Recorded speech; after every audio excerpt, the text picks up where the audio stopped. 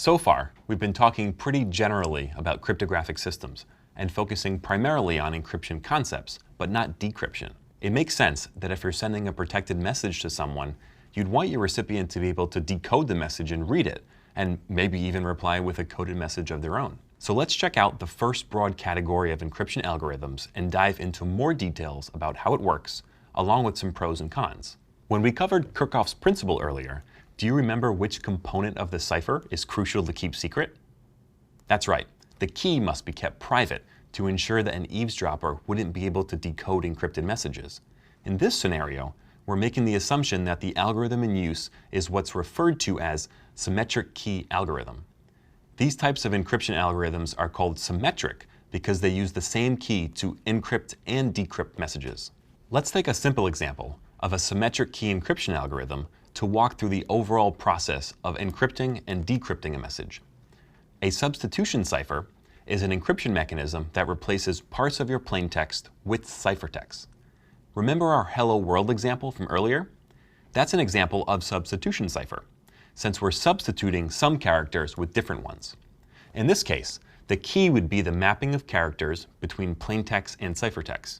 Without knowing what letters get replaced with, you wouldn't be able to easily decode the ciphertext and recover the plaintext.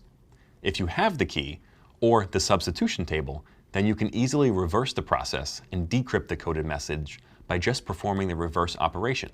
A well-known example of a substitution cipher is the Caesar cipher, which is a substitution alphabet. In this case, you're replacing characters in the alphabet with others, usually by shifting or rotating the alphabet a set of numbers or characters. The number of the offset is the key.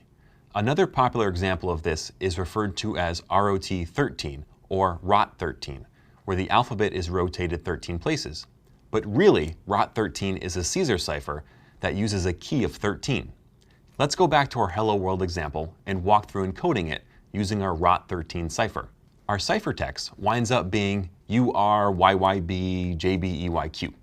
To reverse this process and go back to the plaintext, we just perform the reverse operation by looking up the characters in the output side of the mapping table.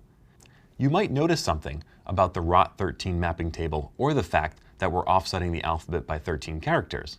13 is exactly half of the alphabet. This results in the ROT13 cipher being an inverse of itself.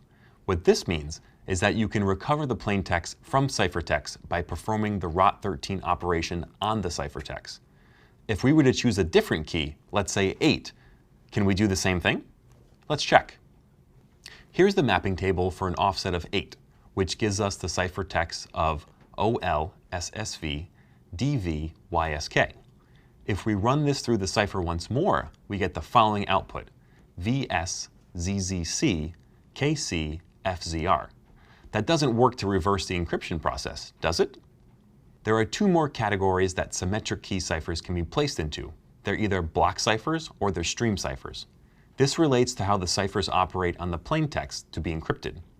A stream cipher, as the name implies, takes a stream of input and encrypts the stream one character or one digit at a time, outputting one encrypted character or digit at a time.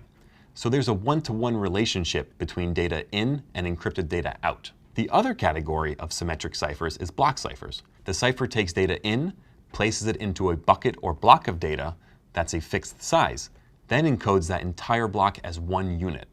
If the data to be encrypted isn't big enough to fill the block, the extra space will be padded to ensure the plaintext fits into the blocks evenly.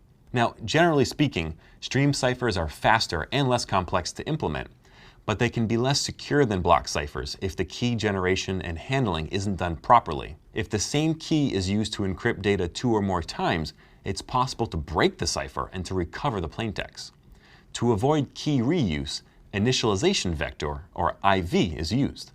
That's a bit of random data that's integrated into the encryption key, and the resulting combined key is then used to encrypt the data. The idea behind this is if you have one shared master key, then generate a one-time encryption key. That encryption key is used only once by generating a new key using the master one and the IV. In order for the encrypted message to be decoded, the IV must be sent in plain text along with the encrypted message.